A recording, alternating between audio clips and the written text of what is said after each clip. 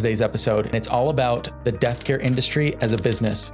Having that opportunity led me to choose funeral service as a career. Funeral director comes up as an option a lot for some people because of the variety. You're not tied to a desk, you're not outside all the time, and you're working with people a lot, you're doing some arts and sciences. So I think that's very important because a lot of folks coming out of mortuary school and they're going in for their apprenticeship to a funeral home. You need someone who understands where you're coming from and shows you how to do things. My mantra right away was, we may not have the newest funeral home in town, we have the cleanest funeral home in town. Give the best service. We have a small, nimble staff. We can take care of people, hopefully in a better way, in a more intimate way than the bigger funeral homes could. And so that's kind of how we got started.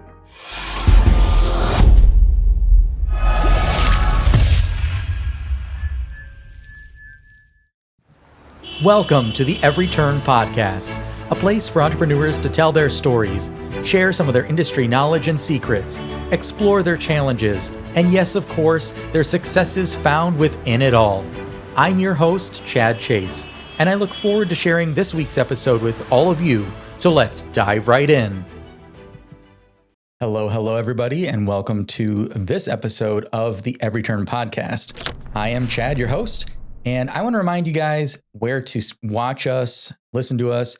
Spotify is the main platform that we're going to be using from now on, but you can still catch us on YouTube, YouTube Music. You can check us out on Amazon Music, all those different places. Oh, Apple Podcasts are also an option, but Spotify is really where we're going to be hosting the majority of our content. So let's get started on today's episode, and it's all about the death care industry as a business. Some of you might not know, I do have a background in mortuary science, and I've worked with both of my guests. One was my boss, and the other one was they were both my bosses, I guess, at one point in time. But I always, we'll get into the nitty gritty of it. But Lindsey and I, we're both the same age. We had kind of the same experience. So I always thought of her more as a sister. Yeah. When we worked together. So my first guest is Jacob Wittrock. He owns a funeral home in Cedar Rapids, Iowa, and the surrounding area. And then Lindsey Sales. She works for Maricopa County Vital Records, has a stupendous background in mortuary science and cause of death. Yes, okay. Exactly. And more. All right. So let's start with Jacob. We're going to ask you a few questions about your business. Sure. Absolutely. So tell us a little bit about it. I touched a little bit on you have a funeral home, multiples, correct? We have two. Yep. 2 locations now. Okay. And at one point, did you have more than 2? We had 3. Well, we had 2 to start. We went to 3, and now we're back to 2 again. Okay. Because of some challenges that we had with that smaller locations. We can talk about that too. Okay. Yeah, that sounds good. How many team members do you have? We have a payroll of roughly 15 people, but there's like 5 or 6 of us that are full-time employees. Some of our employees just work part-time when there's an event or a visitation.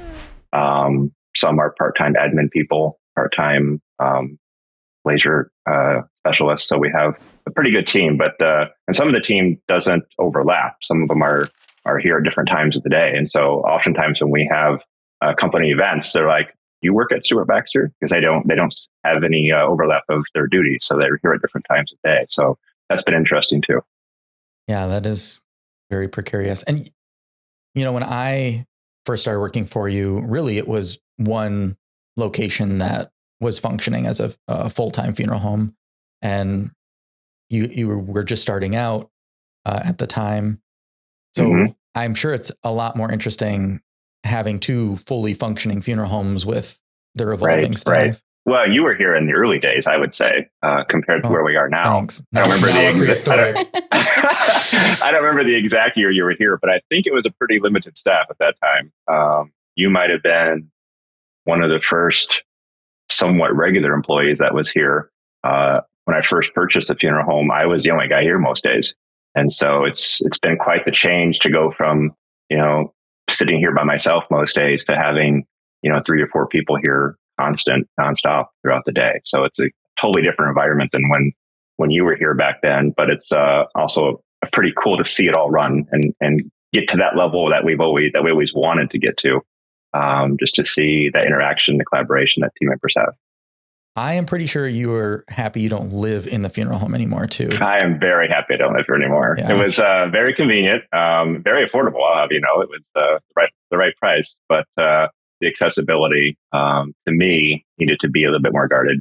So, right. And now my office used to be the bedroom, so it's quite interesting to be in a live work environment in a funeral home. Is really interesting, and that's not uncommon. Right. I was talking to a colleague recently who, one of their funeral homes, the living space has been turned into offices too. So, pretty common as a business grows to have that happen. And you probably still take naps in there. Well, right. Maybe. My employees are listening. The answer is no. Okay. And so for our listeners, Lindsey works for Vital Records now, but she used to be in the funeral industry with the rest of us. Right. So I still keep my license. I am a licensed embalmer. It's active. And that helps me with what I currently do. And my tasks, my job responsibilities have kind of evolved since COVID. But, you know, I started in the funeral industry for about 2 years, actually. And it was interesting. It was a family-owned funeral home. The ending wasn't the greatest, I would say.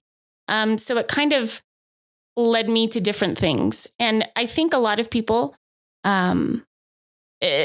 might underestimate or might not consider what other areas they can go into with a background in mortuary science. So it's been nice.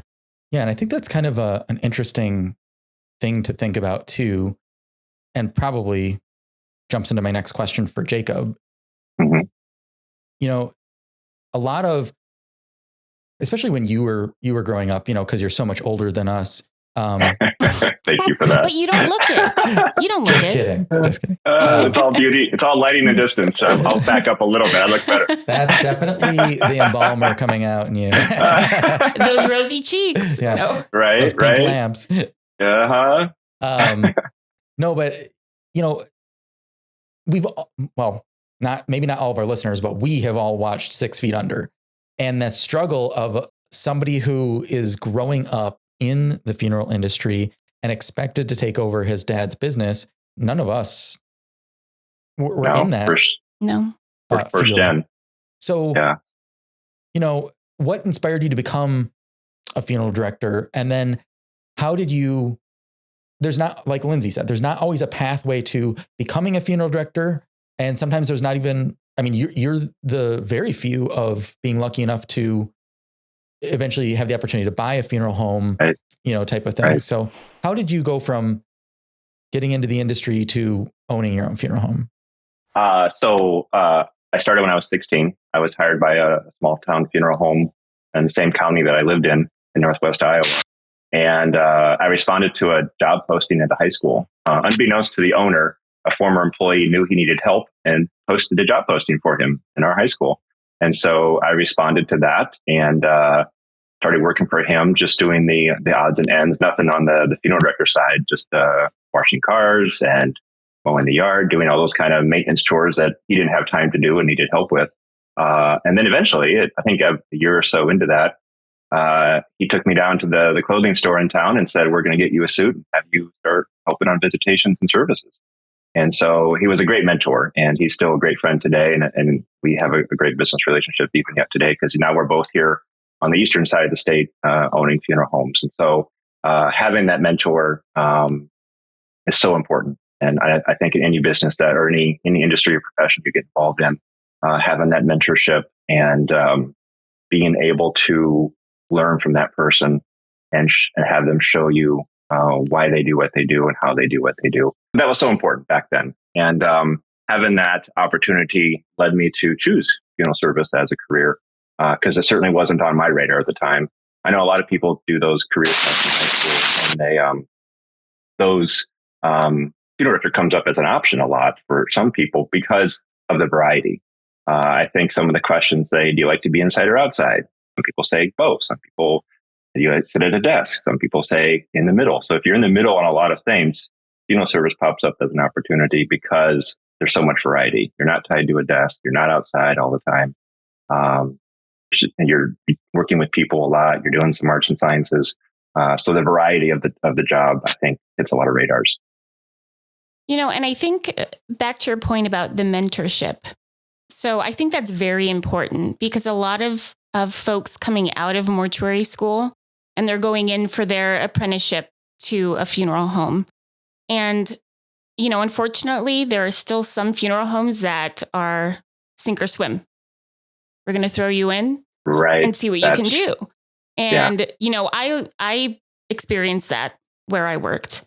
And I really look back and I think if I had somebody who was a mentor to me, somebody who showed me how to do things, and didn't, expect me to know everything right out of the gate, I think it would have turned out differently. And I think that's a very good point that you make, that you need that mentorship. You need someone who understands, where you're coming from and shows you how to do things, instead of just watching. Right. Yeah. And, I can say, luckily, I did have that to a degree. Jacob was that for me. And moving down here was kind of a culture shock because we, back in Iowa, we did everything. Moved down here and you have a mortuary transport company that would drop bodies off at night and you show up, it's a regular 9-to-5 job, which just really isn't normal everywhere else in the country. And I think that's what was hard too, because it's a very corporate setting when it comes to the death care industry in Arizona. And there's not very many family-owned funeral homes anymore. That makes it a struggle. And so if you do have a falling out with the leadership of that large organization, there's not very many places for you to go after that. And, you may have invested a lot of time and a lot of money into an education in this field. And what do you do? Well, and that's the struggle with our education that we have right now. So much of it is online. So like you, Chad, you had to have a funeral home partner to learn for the hands-on stuff. And so many of these funeral home owners and funeral directors think that everybody's going to know everything right at school. And they don't know how to be a mentor because they've never really been taught how to be a mentor themselves. Right. And so we need better training for funeral directors to know how to do that, because it's not a natural skill for so many people. Is to take that somebody under your wing and show them how to do things. And when you're working with small family-owned funeral homes, which majority of them in the country are, you've got situations where they don't have training. It's like you said, just thrown to the wolves and say, figure it out. Right. And so that's a drawback, a natural drawback to our profession is these organizations, even my organization, we don't have a lot of formal training just because of our size. You just got to learn on the job. And not necessarily a great way to do it, but that's kind of where our profession is right now, as we move forward and try to get more people involved in funeral service and that talent and recruitment. Yeah. You bought an established funeral home business. Did you write a business plan at all, or? Well, no. Business plan was, I hope this works out. No. Cross my fingers. So I had worked for a family-owned funeral home here in Cedar Rapids for 12 years. And so I had a pretty good grasp on the funeral director part of things. And I sort of saw, my desire was to always own a business because I'm very much somebody who likes to try new things and serve people in new and different ways. And so I sort of did the look ahead 20 years in my career, and it looked the exact same. Because it was a family-owned funeral home, there was no chance of ownership. There was really little chance of management, even to grow in my career as myself. And so I really didn't want to be doing what I was doing at year 12, at year 25, or year 30. And so an opportunity came up in Cedar Rapids to buy a funeral home, two funeral homes, one in Cedar Rapids and one in Marion. And this was 2008. So keep in mind, 2008, financially, the recession was happening. The housing market was collapsing. The stock market was collapsing.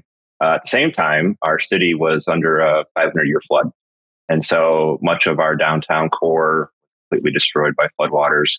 And I thought it was a good idea to cash in, the little money I had saved up to buy a fixer-upper funeral home. So it was quite the time. And to look back at that adversity, there's adversity today, undoubtedly, but compared to that, I was like, if I got through that, we can get through pretty much anything. And my whole focus is we take care of families, they'll take care of us. Mm-hmm. And so I said, my mantra right away was, we may not have the newest funeral home in town, but we can have the cleanest funeral home in town. Cleanest funeral home doesn't cost money. We can give the best service. We have a small, nimble staff. We can take care of people, hopefully in a better way, in a more intimate way than the bigger funeral homes could. And so that's kind of how we got started, rebuilding the business. And so it's still today. That's what we do. It's just not easy. It's hard to have a plan for a business that, I really didn't go to business school. I went to mortuary science school. I'm a funeral director. And that's been we probably do a whole episode on funeral home owners not being very good at business because they never had to be, because people die and people are going to die and they're going to call somebody and you're going to get some of those calls. And so you didn't have to be very good at business for a long time in funeral service because the business just existed and it happened. It was multi-generation, and the numbers, we've had this phone number for decades. And so it's out there. And so nowadays it's different because we have the challenges of, a death rate changing. We have challenges of revenue changing due to cremation. So you have to be better at business and more deliberate. But that's only been happening in the last 5 or 10 years, where it's like, okay, if you want to do this, you really need to have a better plan and be more deliberate with what you're doing. Yep. That's something I always talk about with a lot of young entrepreneurs, is that the economy is like a river. It's constantly moving. And so you have to be willing to change and adapt or abandon some things you once held dear to yourself just so you survive to eat another day. Right. Mm-hmm. Yeah.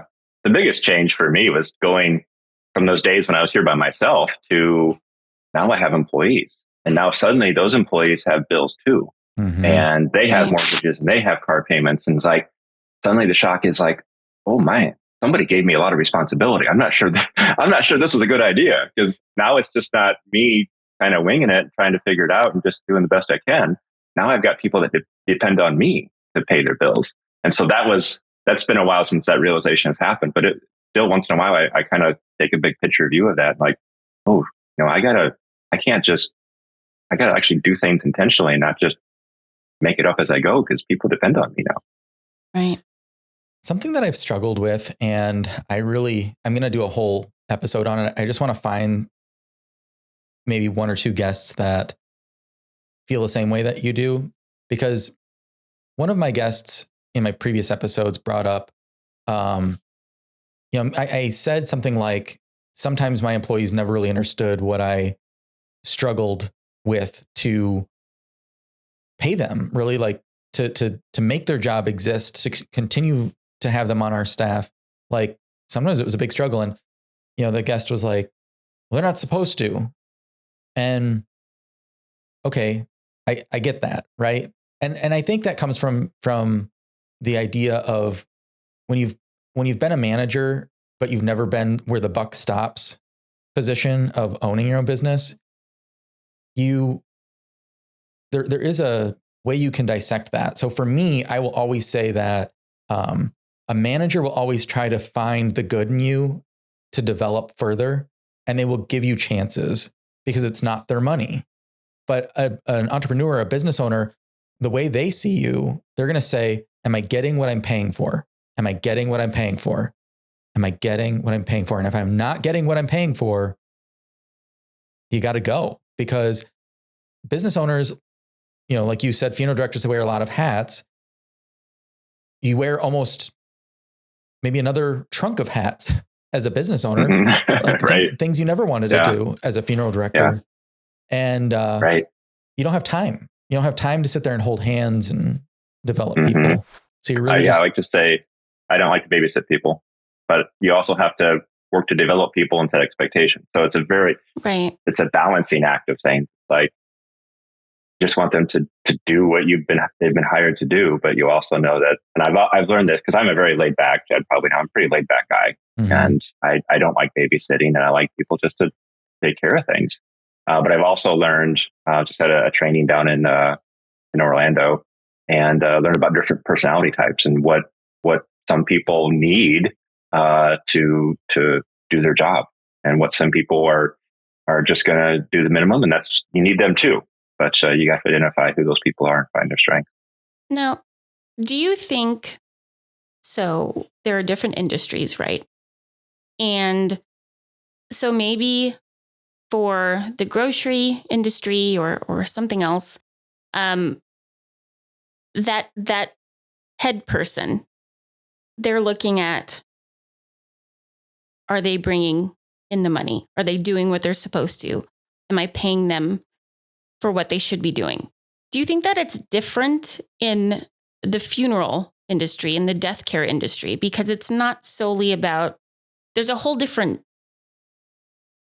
area of death care. There's that emotional aspect. There's that, so it's not just about necessarily what they're bringing in, but can they take care of these families appropriately and be caring and show that side? So I think that, it's not just about, are they doing what I'm paying them to do? But I think a lot of folks, they have to be, guided in terms of how to appropriately take care of families. I think that's something that stands out from other industries.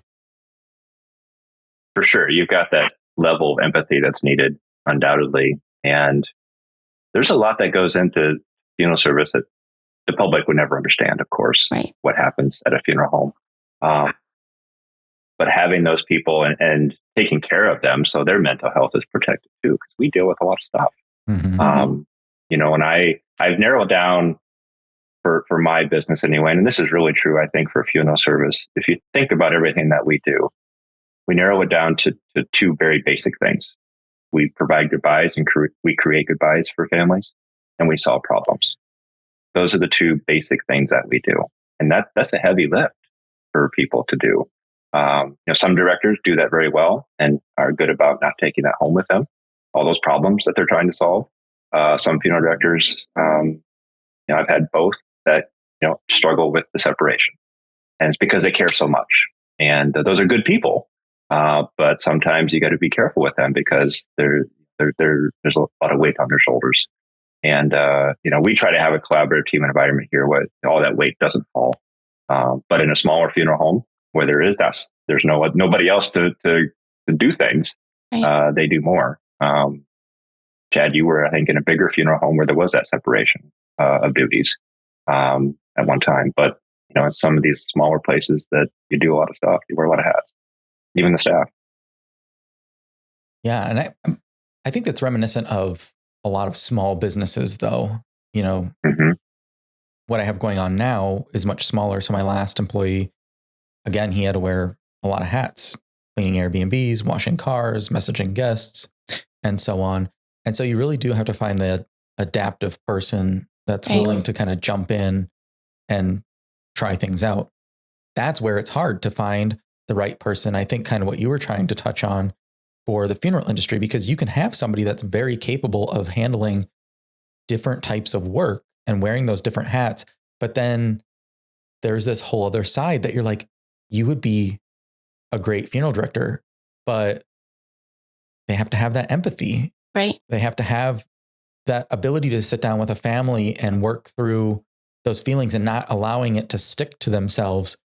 Because like you said, Jacob, the mental health piece is very taxing. I mean, if you don't have that wall or that barrier, all of those emotions Right. that families bring in, they can stick to you. It's like germs. You touch a doorknob, you pick them up. Right. Right. And you start carrying around a lot more than what you ever have imagined in your normal work life. Very much so. Right. And when I came to this business, when I bought this business, I didn't have any other colleagues to bounce ideas off like I did at the bigger funeral home. I was, Right. I came from, especially even situations with, mortuary law and family situations, problems that they bring to the table. It's like, I didn't have anybody at that point that I could say, well, what do you think we should do by myself back then? Mm-hmm. And so that's when you go from, if you take that entrepreneurial jump like I did and buy your own business, sometimes that pool of resources, especially when you're now a competitor to all those people you work with, they don't want to talk to you anymore. Right.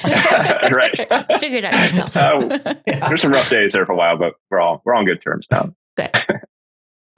Before I jump to my next question, you had mentioned that your funeral home was a fixer-upper. And so I want you to paint a picture for our listeners and viewers. Oh, goodness. Because for me, it will always have a special place in my heart. But I try to explain it to other people, and they just don't seem to find it as magical as I did. But maybe you could describe it. Yeah, the building, it was built in 1908. So I'm in our main front room right now, and it did not look like this in 2008 when I purchased it. So the built 1908, became a funeral home in 1958, and then I purchased it in 2008. So every 50 years seems to be something big. But there was no upholstered furniture in the building. There's a lot of folding chairs. There was a lot of strange things that were borderline inappropriate for a funeral home that just weren't comforting. And so we got rid of a lot of those things immediately. I mean, some of those changes were easy to make. Was there red carpet? Was there red carpet in there? Red carpet was gone, but there was this blue, I call it a basement rec room carpet. Stuff would have lasted 1,000 years because it was so durable. And it had asbestos in it, I'm sure. Right. Probably. Wasn't comforting. Great carpet. Didn't show vacuum lines. We don't like seeing vacuum lines. Vacuum lines. Well, I do too at home. It's not. Right. I'm too much of a perfectionist in the public space to have to worry about vacuum lines every day. Right. You had to put a warning sign up that said, "Warning: there's more formaldehyde in our carpet than there are in our bodies." Enter at your own risk. Definitely. Don't eat the carpet. Right. But I didn't even want to clean the windows because I was afraid they'd fall out of the building if I pressed on them too much. And so we spent a lot of money reinvesting every year we would do and we're still doing projects because a building built 1908 needs constant something like any house. But we've done a lot. We've upgraded furniture, decor, chapel furniture. We just spent like $100,000 on sound systems last year. So we've done a lot of stuff to make sure we're providing the best service we can to families and what they're looking for. When a family comes in and wants to play this song or that video or anything on a TV, everything's about a TV nowadays or a screen. Right. And so we had to accommodate those things and to do some upgrades. So we just keep pouring money back into the business as much as we can because it's needed. And even our location in Mount Vernon, which was built in 1999, needs upgrades. So we're always thinking about the next thing.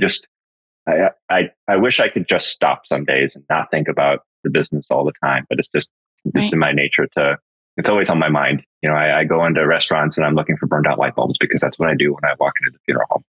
Look up for burned out light bulbs. And so it's hard to flip that switch off.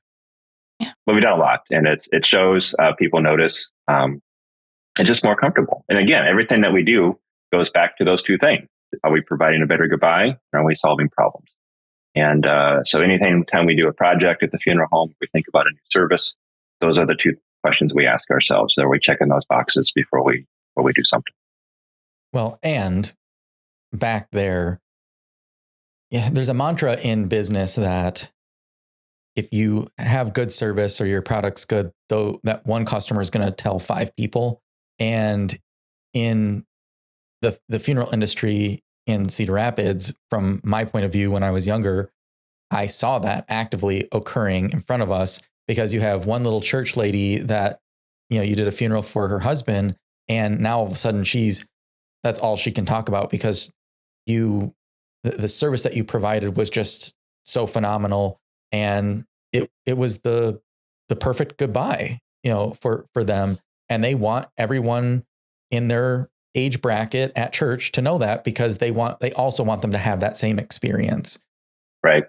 That's huge. And, those relationships are huge. They matter a lot.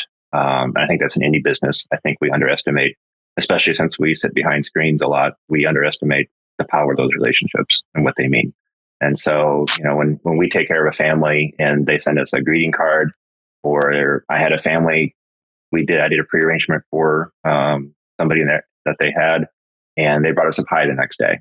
And so that's just so powerful. And it's, we're not here for pie. We're not here for those thank you cards. We're here to take care of people.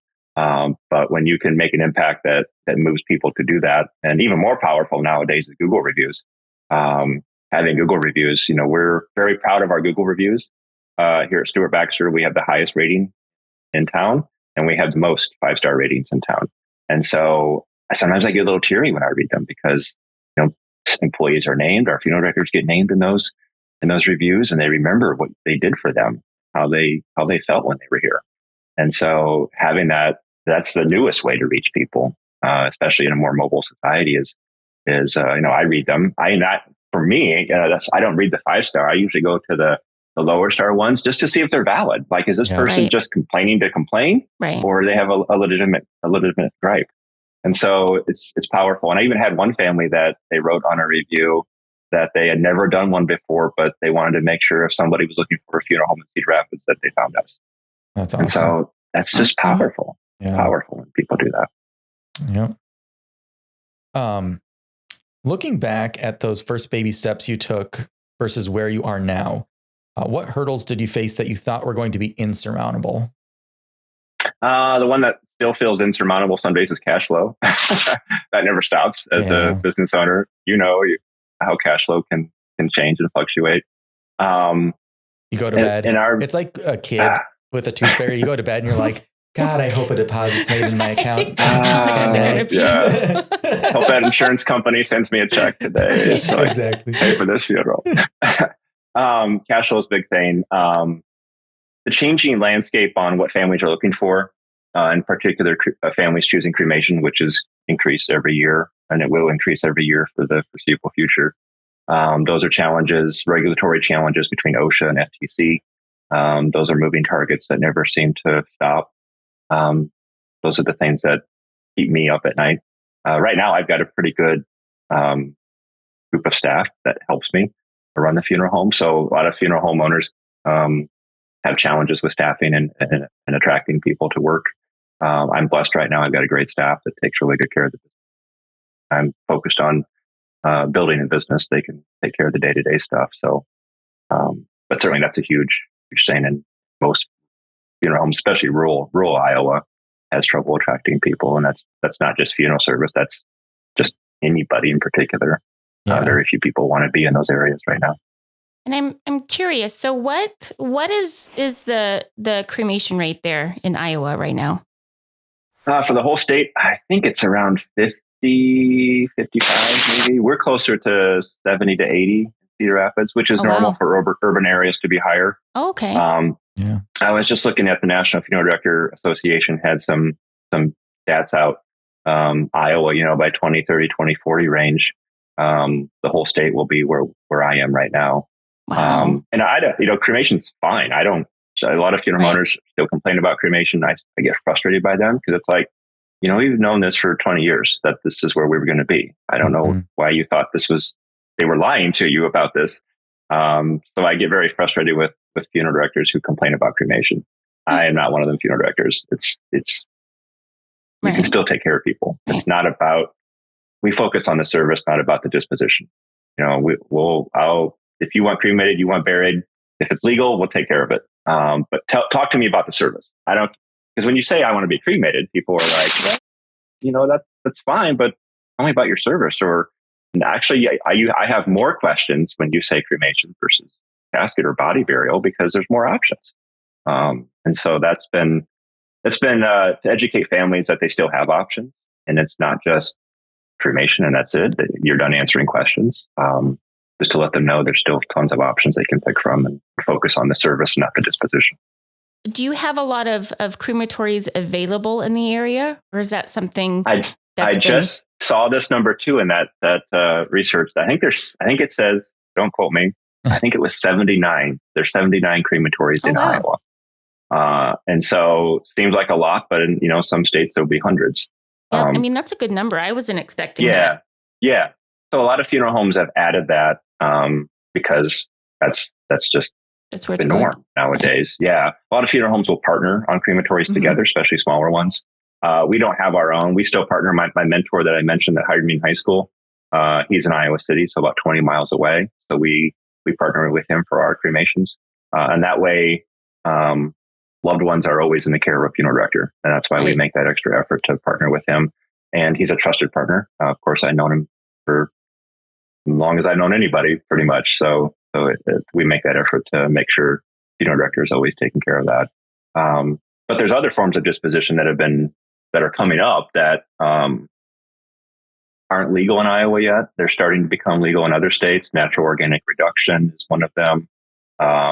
Goes by other names too. There's alkaline hydrolysis that goes by lots of different names. None of those two options are available in Iowa right now. So, there's some protectionism. Yeah, there's some protectionism built into why those aren't being introduced yet. Right. Yeah, I think alkaline hydrolysis was passed about 2 years ago here. And then I think organic reduction just passed. Oh, really? Yeah, that's the most popular one right now. That kind of started up in the Northwest. And a lot of states have passed that. Iowa, interestingly, brought it up at the legislative session this year. And they put a indefinite, what's the right word?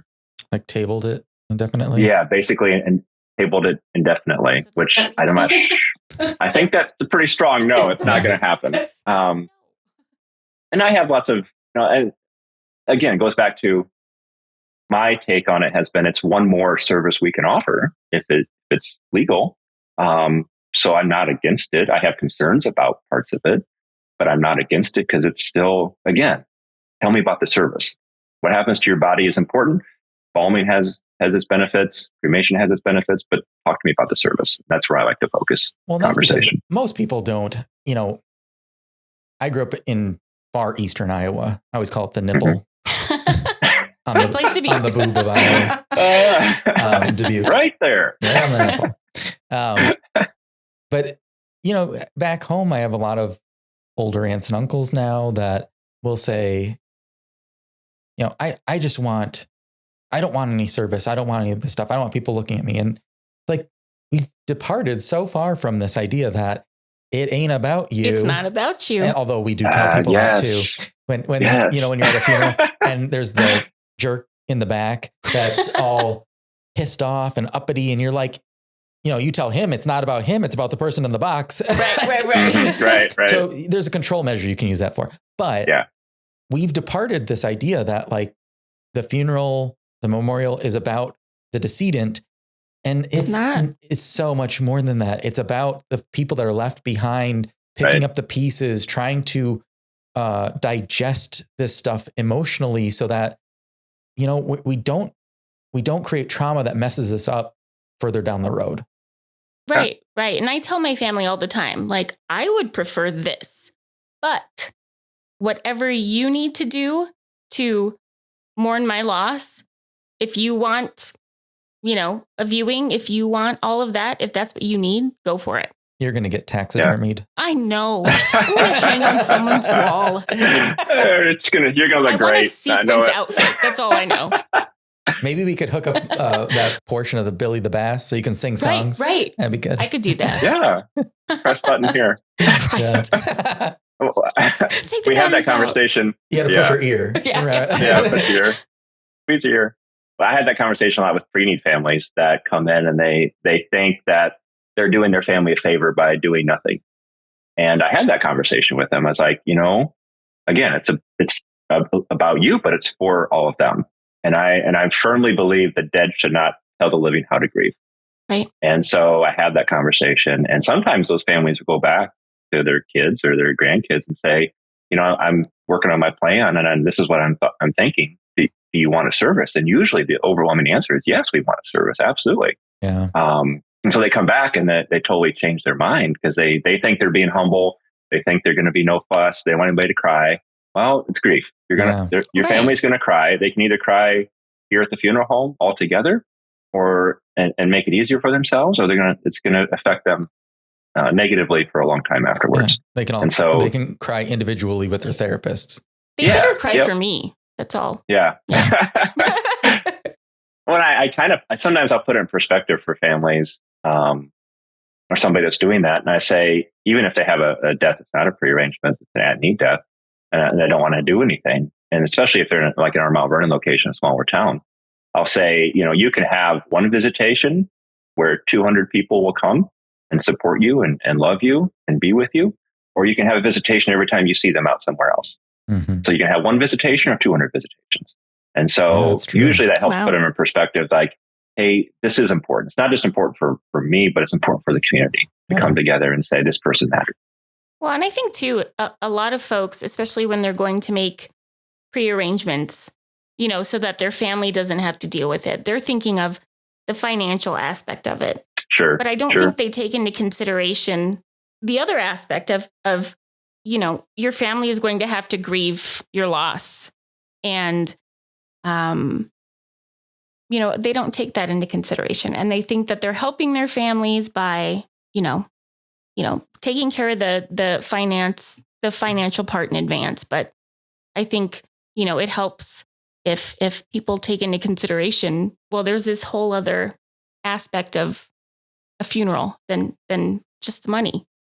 Yeah. And I think it's important to dictate, and you probably could clarify this a little bit more. In my mind, it'd be important to dictate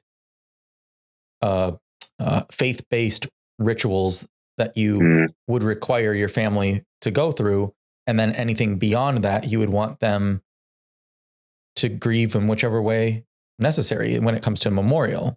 Mm-hmm. Like we did a lot of Catholic funerals. I used to work for the Catholic funeral home here, but yeah, you've done more Catholic funerals than me, probably. Yeah. Which it gets kind of repetitive when it's the same thing over and over again. But it's a very ritualistic funeral that has deep-seated elements, and anyone a lot of traditions, and anyone that grew up Catholic are going to want those rituals to take place and that funeral to take place. So that's understandable, and trying to communicate that to necessarily grandkids that have departed from that religion for some time, and they may not understand that piece. That's where I think it's more important than ever to have funeral directors like you, Jacob, that can paint a bigger picture of it. Doesn't just stop here. We can do this, and this, and also fulfill grandma's requirements of what she needs. Well, and some of the loss of those traditions as families have moved away from faith-based religions, you lose sight of what you're supposed to do. Like if, my niece and nephew have been to enough funerals in our family, if I'd ask them, what does a funeral look like in our family? They could tell me, because there's always been a faith-based component to most of those. But if some families you ask, well, somebody dies in our family, what do we do? And they're going to be like, we don't know, because we don't have any traditions. We don't have anything to follow. And so that's where you get more into those celebrations of life and different venues where funerals are. And those are absolutely great things. But when there's no faith to get you there, or organized religion to get you there, sometimes you're reinventing the wheel every time. And, like Chad said, Catholic traditions are pretty much the same. The liturgy is very similar. But in other churches, we make it up different every time we go there. And so there's a lot of variety when it comes to what families want to do and what they're looking for nowadays. Yeah. Okay, so I'm going to jump into some questions that I wrote down specifically about the death care industry. Should folks that do not have a mortuary science degree own funeral homes, mortuaries, and crematories? This is for both of you. So. Oh, Lindsey, you want to go first? I'm curious to know what you... Yeah. So I know that here in Arizona, you don't have to have any type of mortuary license. So you don't have to be a licensed funeral director or an embalmer or anything else to actually own a funeral home establishment. But I also know that you are required to have a responsible funeral director on staff. So somebody who is a licensed funeral director within the state. That's a tough question. Because I know some great funeral homes that, the owner is not licensed, hands-on in terms of directing or anything like that. And they're great. And then others that aren't so great. Right. And then too, Yes. so it's, I think that somebody who owns a funeral home or owns any business should have some experience within that business, because there are specific things that you will have to pay attention to, have more focus on, that you might not be aware of, not having any experience in it. That's just me. Yeah. Yeah. How about you, Jacob? I think the case could be made either direction. Of course, this is my opinion. I have to be careful because I'm an officer in our state association. So this is not an association platform. This is totally my opinion. I don't think it matters that much to me. I think, especially with increasing rates of corporate funeral home owners, I think that would be a tough sell on that end for, antitrust issues and more of that protectionism. I think because we could be better at business, I think inviting some of those non-licensed people to the ownership table, or that might have an interest in that, opens up different ideas for funeral service. But the person has to have a very keen grasp on mortuary law. Mm-hmm. And even the state rules change from state to state quite drastically in some situations. So I think as long as they have a good grasp on that, I don't have any problem with a non-licensed person being a funeral home owner. All right. Next fun question. Mm-hmm.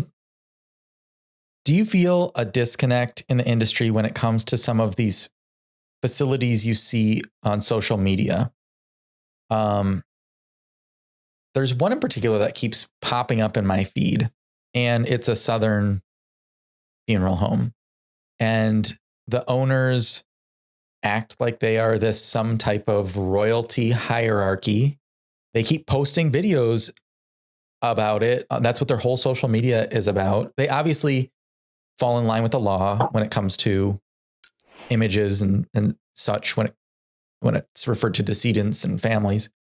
Have you guys seen any of that? I guess I should ask, because I'll get into how I feel. Funeral business? Yeah, it's a funeral home. Yep. Funeral home. And it like showing off, or like, like the one they with... have a black G-Wagon is their lead car. And she gets out and she wears, very high-end clothing, and sometimes high heels that I think are completely inappropriate because it's non-functional. Like, you have to actually be able to walk through a cemetery like that without aerating the lawn. You're going to leave your shoe. I learned that from the very beginning. But right.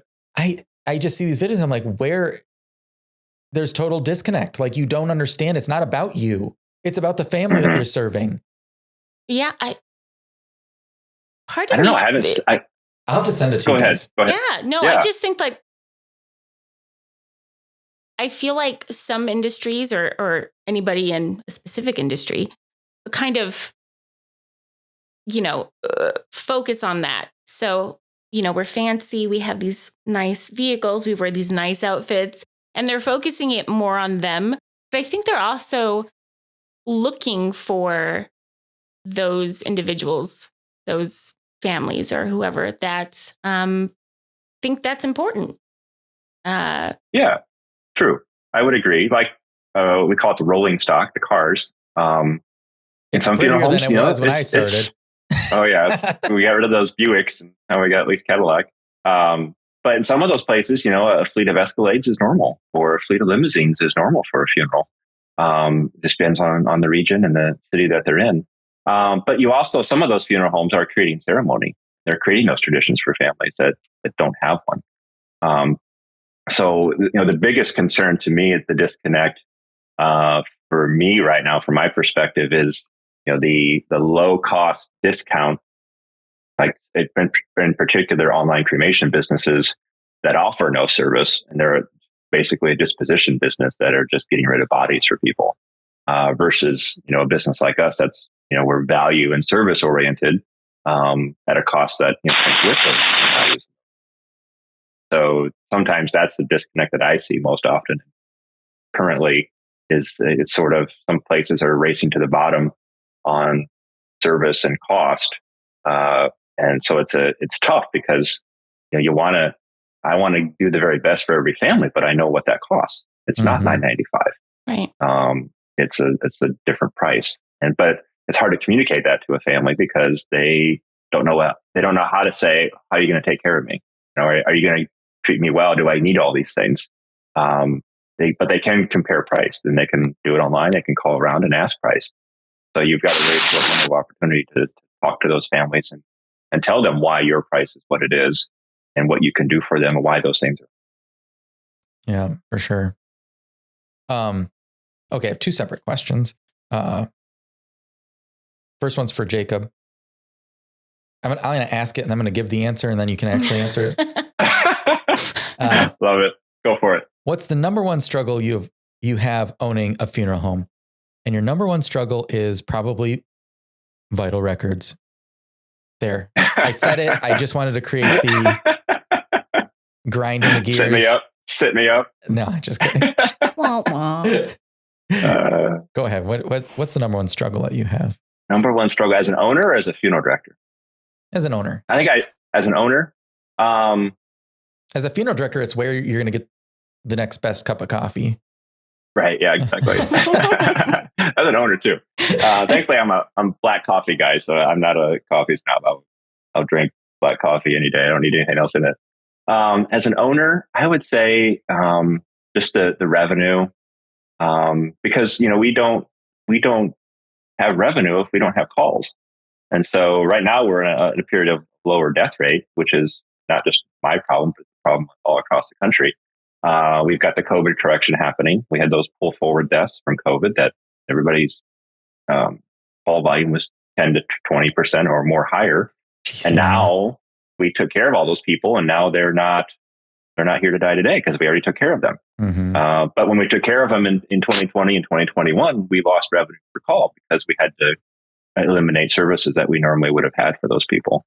So that's been the struggle right now. A lot of, I'm overstaffed right now in some sense that I just been talking to some of our staff about ways we can cut some expenses because that lower death rate, we sort of ramped up staff to meet those numbers, and now those numbers have pulled back. And so that's a struggle. And then we have I mentioned earlier, the FTC. There's some updates to the funeral rule that they've been talking about for a couple of years, and he's been getting pushed down the road a little bit. So there's some unknowns there. And then just, the day-to-day operations, taking care of employees. But I would say cash flow continues as always. As a small business owner, doesn't matter what business you're in. I think that's always the top of mind concern for us. A lot of funeral home owners would say staffing would be a huge concern. I heard that a couple weeks ago in Orlando. And I'll hear it again. I'm going to New Orleans in October, in a couple weeks for the National Funeral Director Association convention. So everybody talks about staffing all the time. Big deal. Yeah, for sure. Lindsey, yeah. Your question is, what's the most difficult part of working in vital records? I think the thing that has always been the difficult part is cause of death, medical certifiers. They don't have the proper training in cause of death certification. They don't learn about it in their schooling. So that's the difficult part. And, we've been working on training physicians on cause of death certification. And I really think that continues to be really the biggest barrier that we face. Yeah, I think from my time working in public health in general, it made me realize that, like you had said, a lot of doctors don't have that type of education, but it also makes sense that they don't because they're not going into epidemiology, which is really where this all leads. And a lot of people, probably a lot of our listeners and viewers don't realize that your cause of death data information is important. That's how your state gets funding for all these public health emerging prevention methods. And that's how you get money from the federal government to tackle some of these public health crises. And so if it's not good data, you forfeit the money. Well, and you have to think too that a lot of physicians, they are looking at treating what's going on now. Mm-hmm. So they're not thinking about what was that initiating, condition that led to all of this. So, they're not concerned about that. They're concerned about let's treat what's going on right now. Mm-hmm. So, we do train a lot, and we try and explain that because ultimately that does affect a lot of things. And we want to make sure that physicians aren't putting a cause of death that they know is sufficient just to get it through, because that's going to affect that, overall data again. Right. And then we're putting money and things towards preventing, atherosclerosis when really the leading cause of death is something else, but that's the sufficient cause of death that's going to go through. Right. You're not going to get a call from... Too. Yeah. All right. Last question for this episode. Question for both of you. Cremation or burial? Which one's better? Who wants to go first? In terms of, can you expand on that? Just your own personal, for you. For me? Yeah. So we already know you want to be shot out of a cannon. No, I actually have signed up to, that's my second option. The first one, I'm actually signed up to donate my body to the University of Tennessee, the body farm. The body farm, yeah. But if that doesn't work out, we're gonna grow more Lindseys. Right. I'm like, do I have options to pick like my little, scenario? Like I want leaves, maybe in like a hoodie. Oh my God! You know what? That just reminded me. we went to, I don't know how you talked them into this, but we went to this buried body. It was awesome. I loved it. Thing that part of the medical examiner's office that we worked in was putting on. And we went out to the middle of the desert and you had a plot and we were with like police officers and detectives. That's what the training was for. And we had to like slowly dust away. It was a clandestine grave. We had to like the dirt. Yeah. With the brush and poor Chad got and I was totally sick. And we're out there like, you have to sift, you have to do the line search.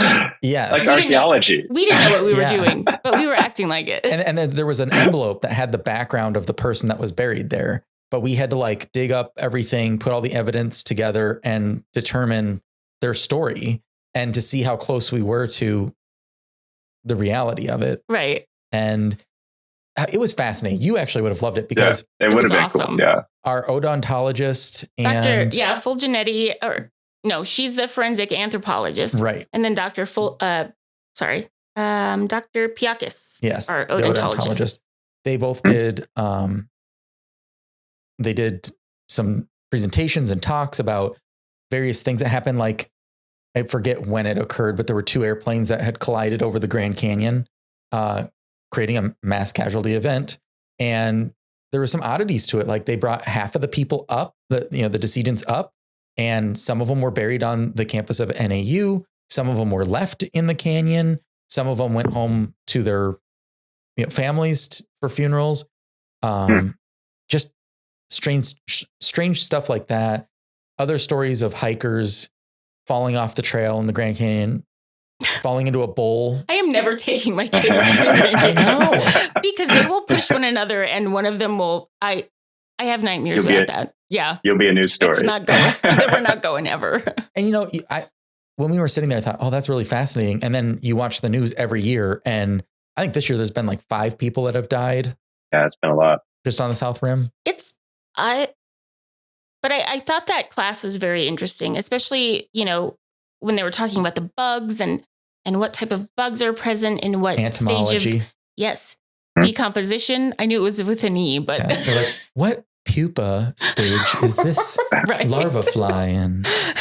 Right. It was interesting, and we Usually got a it's night like- out away from the kids, and it was good. Yeah.